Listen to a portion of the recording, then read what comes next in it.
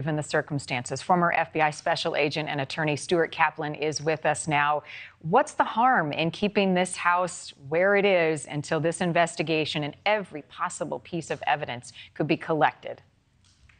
Good morning, Marni. So let me just, for the viewers, generally evidence is identified, it's photographed, it's videotaped, it's cataloged, and then is collected for safekeeping should it be needed or necessary to introduce at a trial.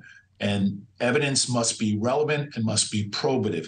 In this case, once the police department released the crime scene back to the owner of this house, that house no longer was in the same state as it was when, unfortunately, these four young people were slaughtered. And so the argument is that it would not have any probative value with respect to the potential of a juror or juries or a jury to come through that house and see it in the present state, because it would be a misrepresentation as to the way it was at the time the police responded to the scene. Now, with that being said, the fact that crime scene took photographs and video, those photographs and those video will be the substitution to be introduced as evidence so that the jury can get a full understanding as to the way the premises was found after the police arrived on scene. I understand the emotional, symbolic reason to keep the house in the current state that it is, but it would not be necessary for a juror or juries to come through this house since it is no longer in the state it was at the time the crime was committed. Right. And I understand that thought process, the logics behind it. But I mean, you've got the Marjory Stoneman Douglas High School shooting. They kept that intact, let the jury come through it. I mean, even in the off chance a jury would want to see it, I mean, if it's gone, that option is off the table. Where do you think this goes from here? Will the judge ultimately intervene? Will they have any say? No, in fact, Marni, I'm very familiar with the Parkland shooting situation, and you are quite correct that the state attorney's office, in concert with the local law enforcement, did in fact preserve the Parkland High School building in the original state as it was after the crime. Obviously, unfortunately, the bodies were removed, but basically that was preserved in the same state as it was after they backed out of that, and it was undisturbed up until through the trial. In this particular case, because the house was released to the owner, hazmat crews came in, they cleaned the house, they removed the furniture, they removed the personal belongings.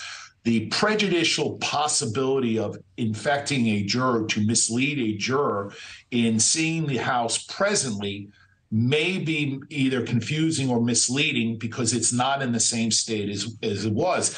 And just to draw a little bit of a comparison, we saw in the Alex Murdaugh case when, in fact, the jury came to the property.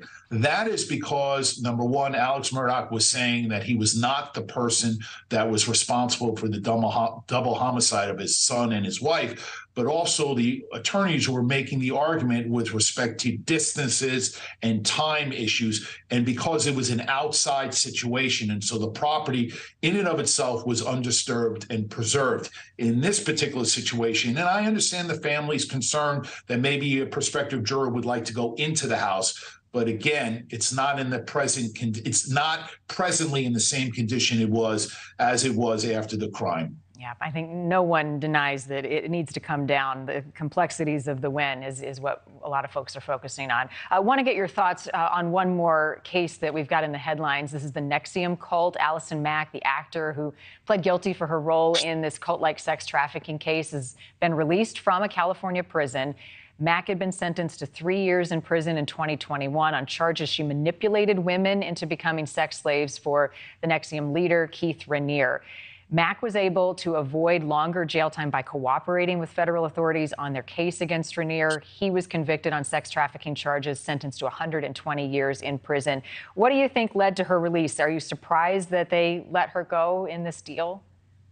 No, I mean, quite frankly, there was a plea agreement that was entered into, and a plea agreement essentially is a contract. Thank you for watching. Go to newsnationnow.com to find NewsNation on your television provider. And don't forget to click the red subscribe button below to get more of NewsNation's fact-driven, unbiased coverage.